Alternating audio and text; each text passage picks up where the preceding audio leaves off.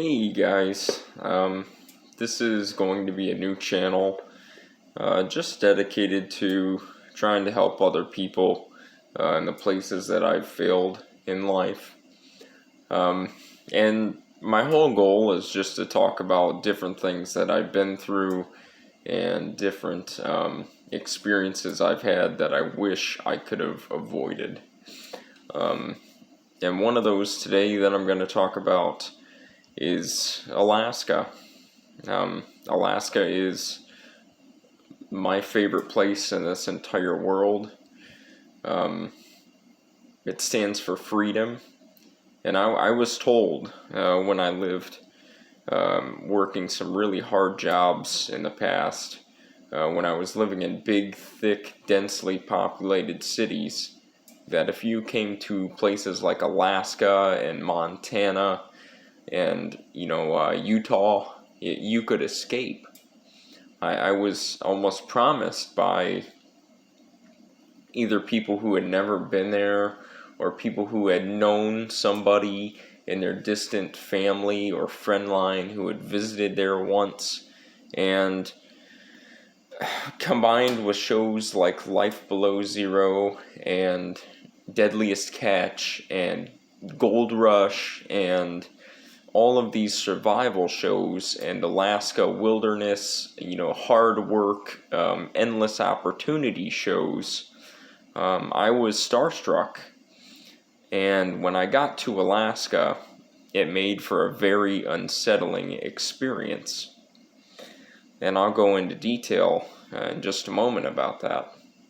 But I'll show you, this is a snowshoe hare hide that I have tanned. I've used a brain tanning method on this to preserve it, and that's actually, I used a substitute, of egg yolks on the bottom. It's not the greatest hide, but it is preserved. And the thing I want to convey to you is that here in Alaska, if you do this kind of thing, this is strange. This is what I moved up to Alaska to do, and yet I am the odd man out. In this tub, which will move the rabbit hide, I have a couple things. Sorry for the squeamish. I have some grouse parts that are soaking in borax, and they are essentially preserving over time the wings and the tail. And I'm not the greatest in tanning or anything like that, preserving animal parts, but the point is that I moved up here to live a wild life and to live subsistence living and to wear animal parts and have animal bedding and all natural ways of life as much as a person can. I mean, I was inspired by not only shows, on television, but, adventurers like Lewis and Clark and Daniel Boone, Davy Crockett. And that way of life in Alaska, sure, it's more commonplace than somewhere like the lower 48, like a popular city like New York or Detroit or Chicago or Los Angeles, but it's still not common. A majority of people do not have this in their home up here in Alaska. A majority of people don't make their own clothing. They don't shoot all their food. They don't fish for their own food. Most people here in Alaska have the world at their fingertips, and they're lazy. They go to work just like the lower 48 and in other developed countries. They come home and eat barbecue potato chips, and they watch television.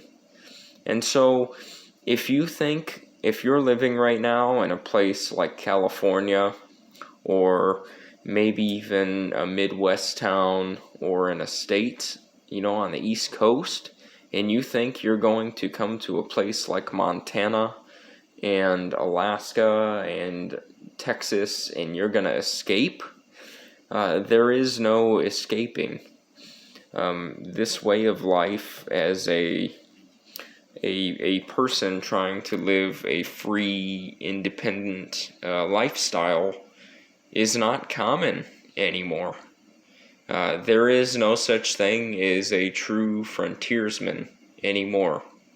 The people you see on television who wear caribou jackets and, squirrel hide hats, they go to the hardware store and they buy things to make their house.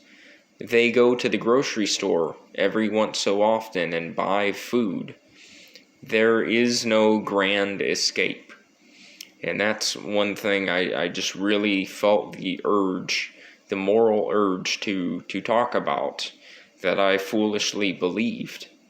Especially in my younger years, I thought that there was a certain location that you can move to just get away from it all. And you can't. I've moved several times in my life trying to find a place that I felt that I belonged. And, sure, I've done my fair share of hunting in the lower 48. I grew up shooting guns. I hunted. I've gutted many animals. I've tried eating strange things off the land, eating vegetables, growing my own plants. But I have not found a place where you can openly move to and have that be your main objective. There is no escaping society. So if you are a young man or woman and you have these visions of grandeur like I did, to where you're just going to go run off in the woods with an axe and a rifle, it does not exist. It does not exist.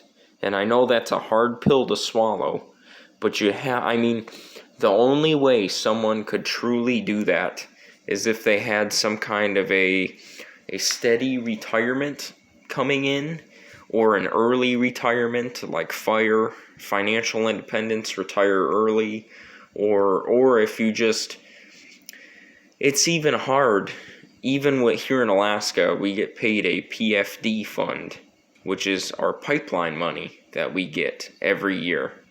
And even being paid the pipeline money and having a subsistence permit, you're gonna have to work years if you've come out of a developed city to own land, to subsistence farm and subsistence hunt. You can't just move here and jump right in. It takes time. It took me almost a year living up here to shoot one rabbit and one grouse, and I was clawing and fighting my entire way. And before that, I was sacrificing and sacrificing and sacrificing with money. And you can't move here to escape. Just know you're gonna have to work when you get here.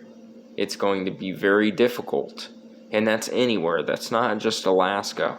If you want a homestead in Wisconsin, or you want to own a ranch in Texas or Arizona or Tennessee, you can't just, there is no magical place where, if I move here, I'll be set. It does not exist if you want to do an off-grid type of lifestyle.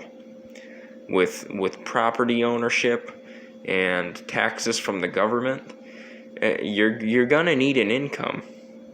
And I hear a lot of people say that, money doesn't matter, or I'm not materialistic, I don't care about the money. Well, you're gonna care about the money if you don't have enough to get to where you need to be and do what you want to do.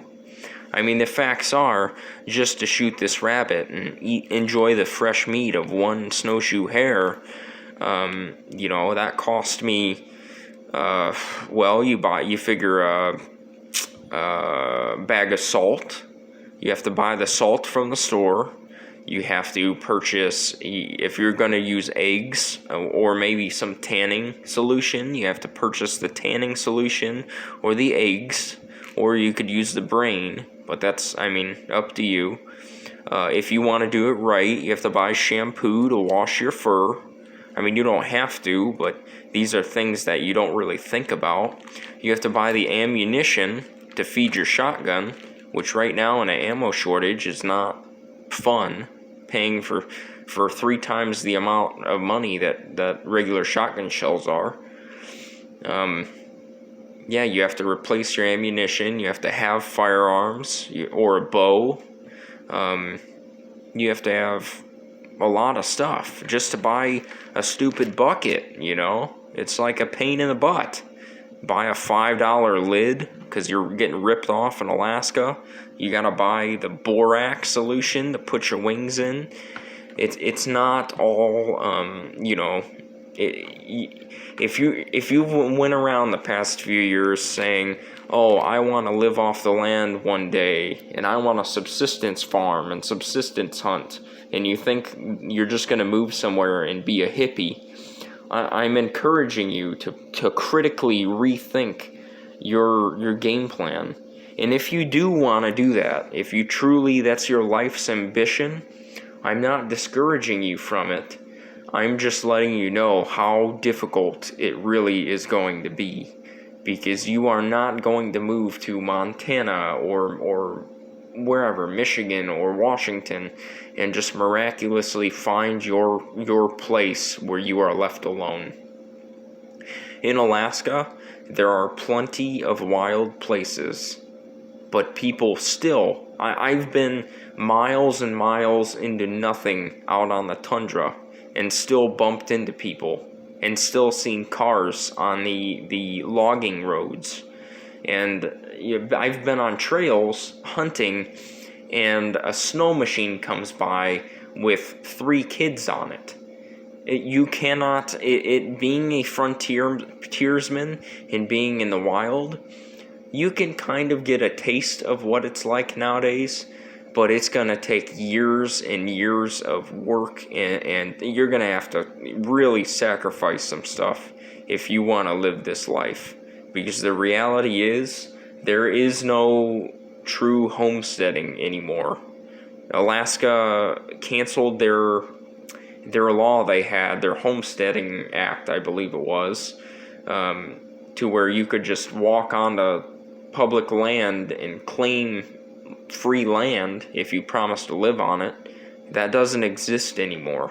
You can't... There is nowhere, to my knowledge, to the best of my knowledge, in the developed world, unless, I mean, there's a potential that somewhere like Africa, that, you know, where you have critical instability, somewhere like that, you might be able to live truly off-grid and truly isolated, but even then, I'm not sure.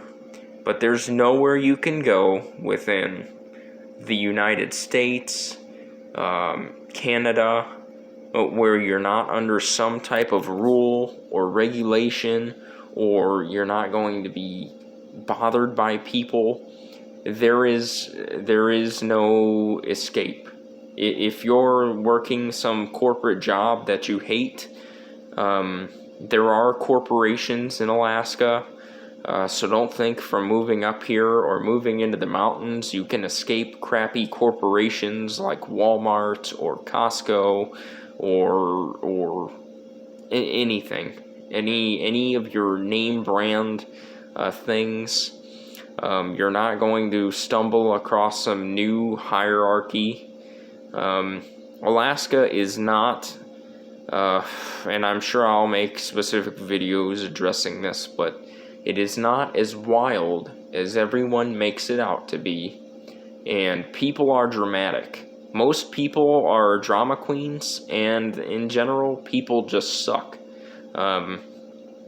So consider that when you hear all the jokes of, oh, are you gonna ride a polar bear out there? They don't have cars. No, it's the same 9 to 5 garbage out here all the way up in Alaska that you expect in the lower 48. And it's very unfortunate, but yeah, it would still be very, very hard to disappear up here, or to just be left alone. I find it very, it's a little distressing, but this is still a great state. I mean, there's a lot of pro-gun people up here, pro-freedom individuals. It's not just as free as everyone makes it out to be. You still need an income to shoot rabbits and to ice fish and to wade in the river. You still need an income. No matter, I'm a really frugal guy, and I don't have many people that I really stick around on a regular basis, just because I am frugal, and unless I'm going hunting or going in the wilderness, I stay home so that I can save my money for the next time I can go into the wilderness. And yeah, it's just you're gonna get your same crappy, your HR departments up here, your corporate cultures, your libtards, your college, basket weaving degrees. It is not as wild and the last frontier-esque as everyone makes it out to be, unfortunately. So know that. And that's not only Alaska, that's places like Montana, Iowa, Idaho, wherever you think you're going to find your little cabin where you can finally be free from control of another person and do what you want and what you feel you were born to do. It's going to be an uphill battle, buddy, and something you expect to take a month or 2 months or 6 months to complete might end up taking years and years of your life. So you should know that going in, and don't take it lightly. Just if you're going to do this, understand that's what it's going to take, and play the game and see it through to the other side. I hope these considerations help someone, because I know in pop culture there's plenty of references of just, oh, I'm gonna go to Alaska and disappear, and then you have all these jerks on these television programs that say, oh, Glenn is in the Arctic Circle, 295 miles from civilization. But it's not base reality. So some of those people are probably millionaires on television. There's a reason why you don't see relatively young men under 40 doing things on those shows, and it's because they're all working their butts off to save money to get to that place. So, yeah, put your head down, keep shoveling, keep eating garbage, and you'll get to where you need to be. Okay, well, I hope this helps somebody.